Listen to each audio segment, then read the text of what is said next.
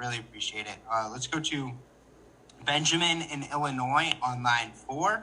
Benjamin, you're on Breitbart News Saturday. How can we help you today, sir? Hey, thank you for taking my call. I wanted to talk about how pathetic and awful the Democratic platform is. But first, I just wanted to compliment you. Thank you so much for having Herschel Walker on and showcasing him. He is just a very intelligent, very smart, and probably most of all, very honest guy.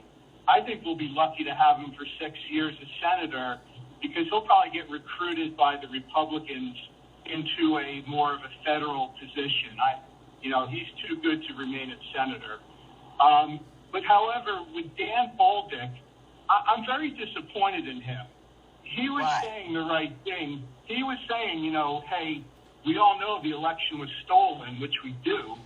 However, after he got the Republican nomination, he turned around and said, no, it wasn't stolen. That was very disappointing to me for him to backstab President Trump like that.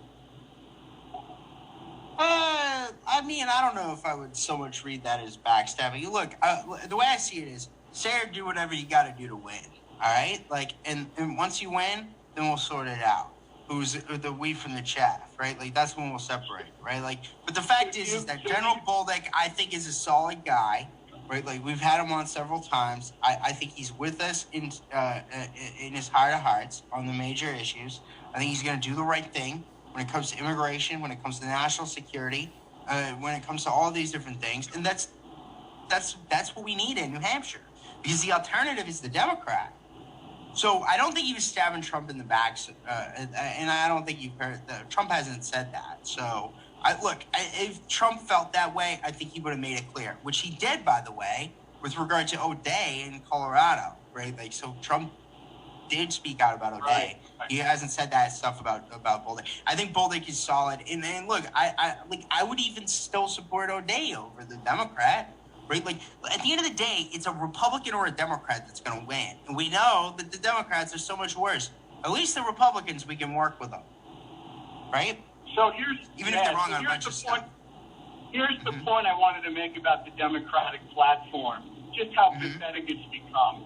A friend of mine is kind of left-leaning, and he told me that during the January 6th hearings, a bunch of people from Trump's inner circle under oath said that President Trump during the insurrection did nothing for 3 hours but watch TV in the White House.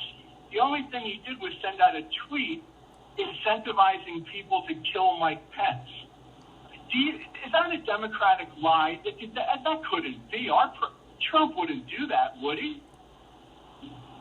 I don't believe so. I believe that President Trump was working pretty hard during the whole thing.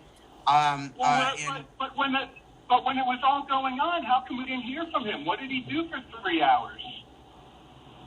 They're hashing out what the heck to do to respond to it, right? But the idea that Trump wasn't doing anything, that's just ridiculous. All right.